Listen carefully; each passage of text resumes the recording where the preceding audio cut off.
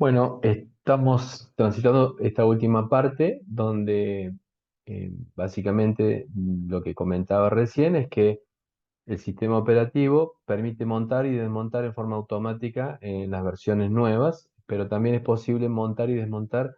en forma manual. Esto es para los dispositivos como por ejemplo agrego un pendrive, agrego algún dispositivo que quiera poner en uso. Vemos también que la fiabilidad de los sistemas operativos es fundamental,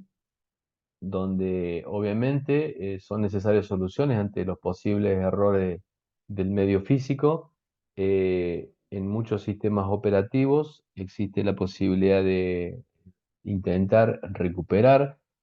información y hay veces que no lo puede hacer y no pueden marcar en el sector de donde se referencia que ese lugar de sector está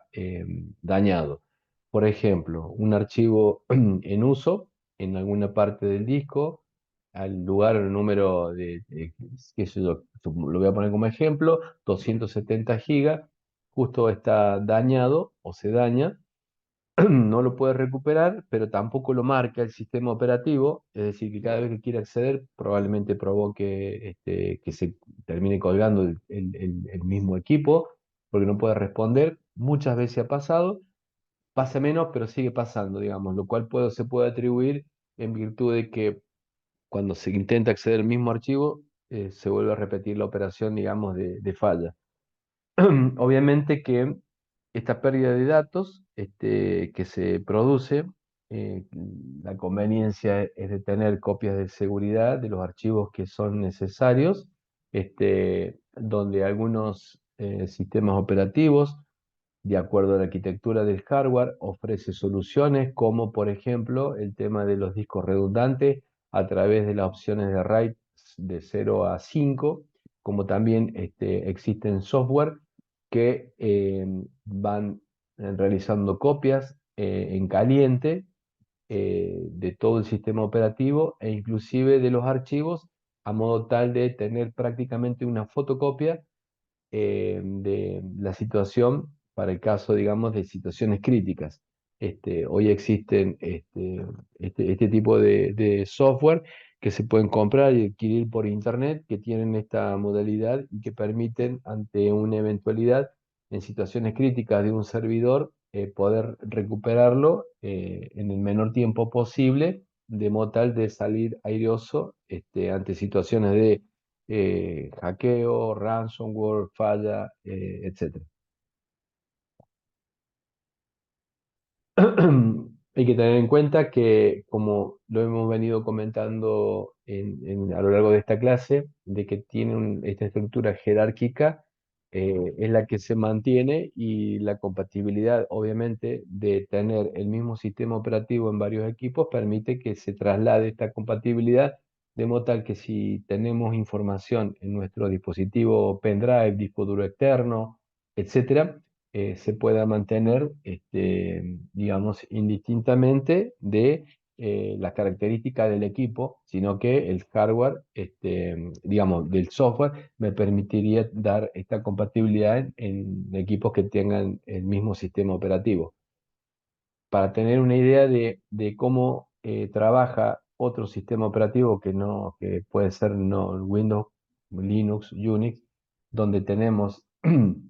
lo maneja a nivel de referencias y cómo estas referencias que van enlazándose podrían tener este tipo de estructuras donde, digamos, vemos que tenemos del nodo índice los accesos directos, los indirectos, digamos, indirectos doble o los indirectos triple, donde, como pueden ver, doble tenemos dos accesos para llegar al bloque de datos, un solo acceso en forma directa o tres, como en el caso de la estructura que se muestra. Esto va a depender, obviamente, del tamaño, del formato que tengan los archivos y, como caso particular, del manejo del sistema operativo. La estructura de algunos tipos de archivos pueden tener información directamente,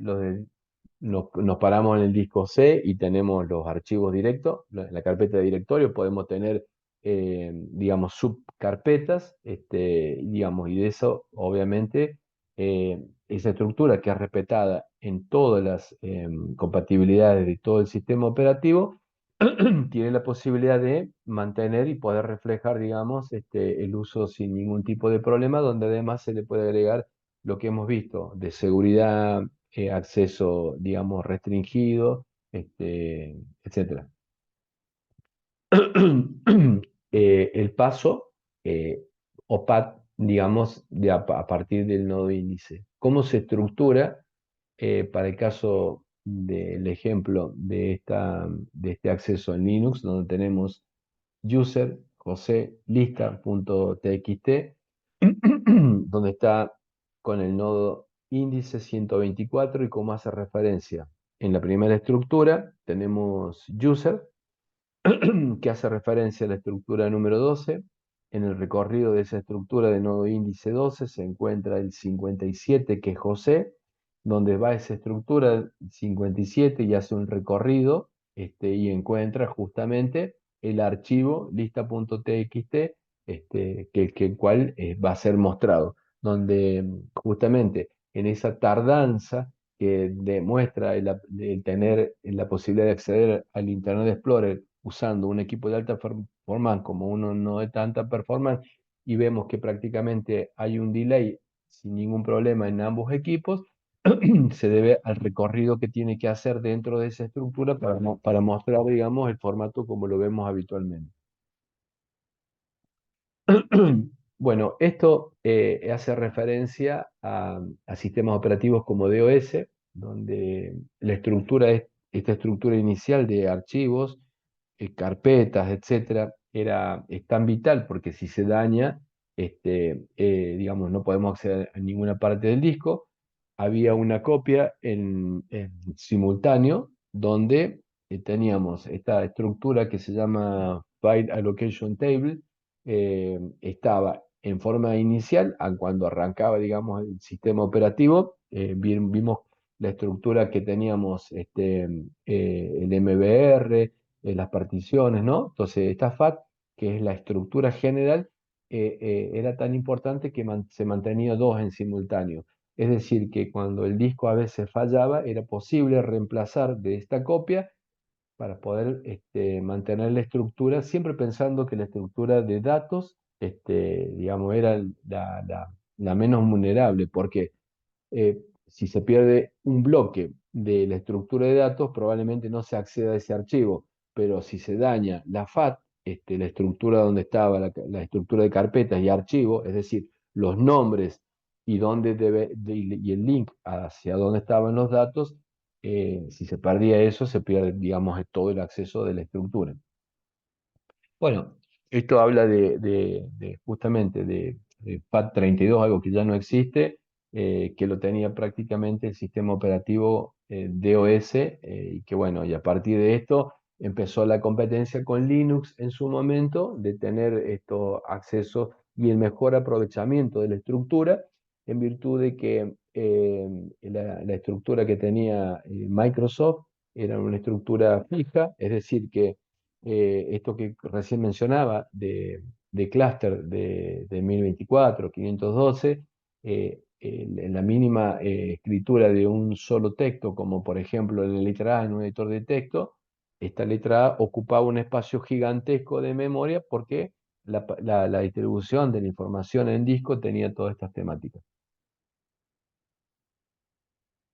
Eh, Después aparecieron este tipo de sistemas, perdón, estas estructuras de archivos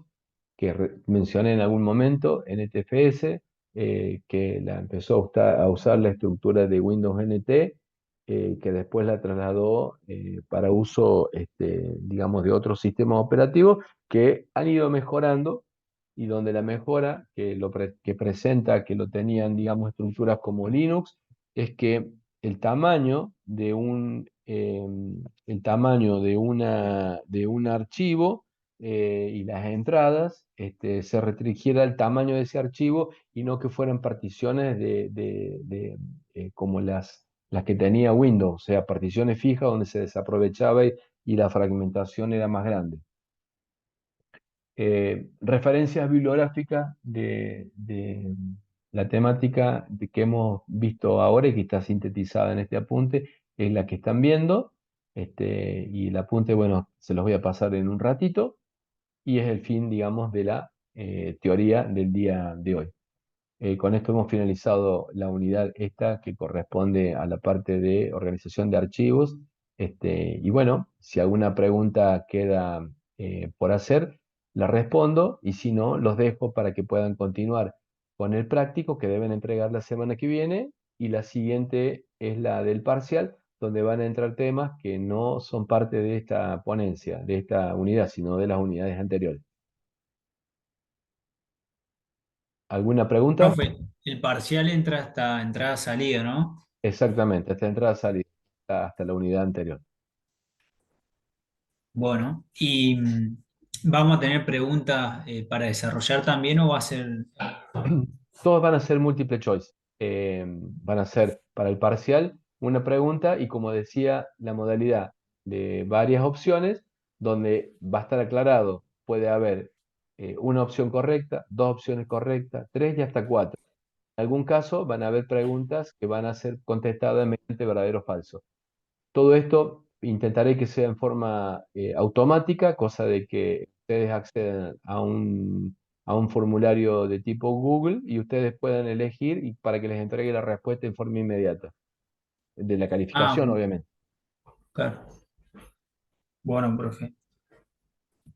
Así que, bueno, quedo abierto también para las consultas, como les decía inicialmente, las pueden hacer por WhatsApp y se las contesto lo más pronto posible, cosa de visibilizar la misma duda a todo el grupo y responder, digamos, a la misma. Bien, si no